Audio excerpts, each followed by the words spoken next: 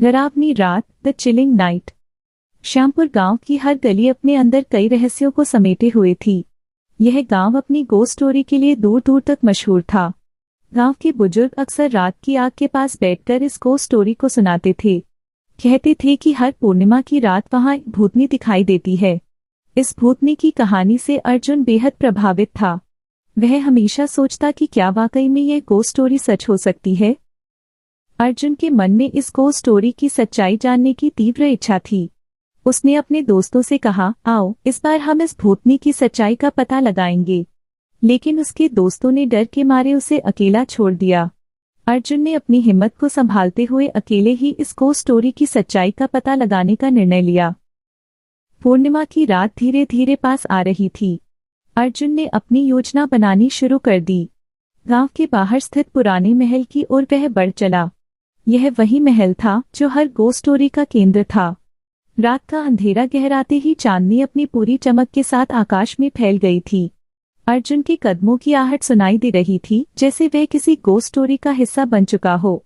उसके दिल की धड़कन तेज हो गई थी। महल के पास पहुंचते ही उसे एक ठंडी हवा का झोंका महसूस हुआ, जिसने उसके रोंगटे खड़े कर दिए। उसने देखा कि महल की पुरानी सीढ़ी अंधेरे में गुम हो रही थी। अर्जुन ने हिम्मत जुटाकर सीढ़ियां चढ़नी शुरू की। इस गोस्ट स्टोरी की यादें उसके मन में घूम रही थीं।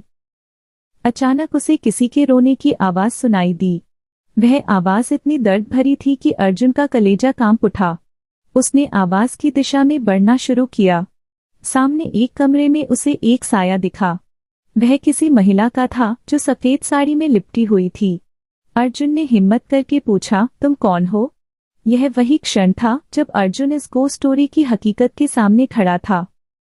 वह साया धीरे धीरे उसकी ओर बढ़ा और एक ठंडी आवाज में कहा, मैं इस महल की रानी थी। मेरे साथ विश्वासघात किया गया और मुझे इस दुनिया से विदा कर दिया गया, लेकिन मेरी आत्मा को शांति नहीं मिली है। अर्जुन ने उस आत्मा की मदद करने का निर्णय लिया। उसने पूछा कि वह कैसे उसकी मदद कर सकता है। इस गोस्ट स्टोरी का रहस्य अब उसके सामने खुलने वाला था।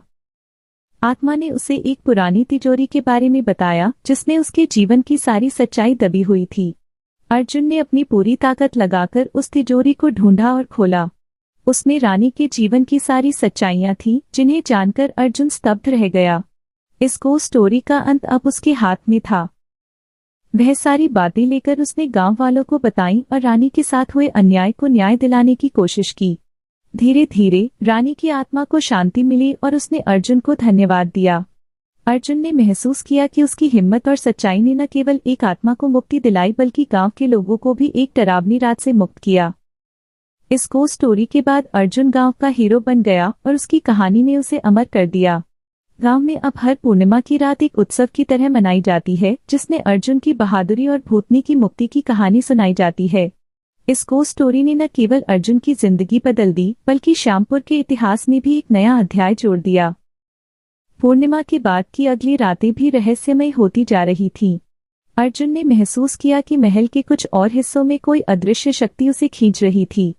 एक रात उसने फिर से महल जाने का निर्णय लिया। इस बार उसने गांव के कुछ और जिज्ञासु युवकों को अपने साथ चलने के लिए मना लिया। महल में प्रवेश करते ही अर्जुन और उसके साथी एक नए कमरे की ओर बढ़े। यह कमरा पहले से बंद था और अर्जुन को यकीन था कि यहाँ भी कोई गोस्ट स्टोरी छिपी हुई है।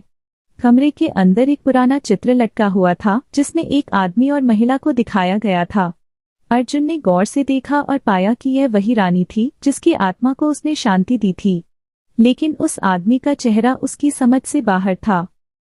चित्र के पीछे एक गुप्त दरवाजा था।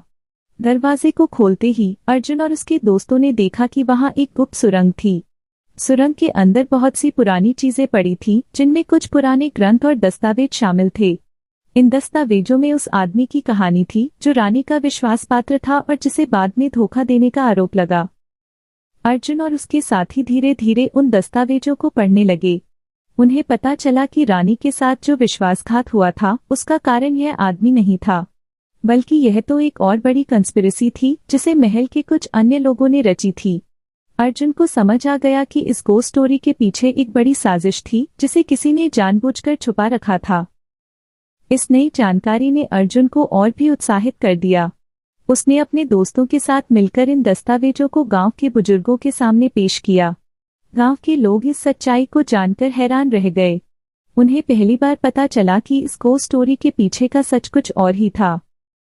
गांव में एक सभा बुलाई गई जिसमें अर्जुन ने अपनी पूरी यात्रा और इस घोस्ट स्टोरी के पीछे छुपे रहस्यों को उजागर किया।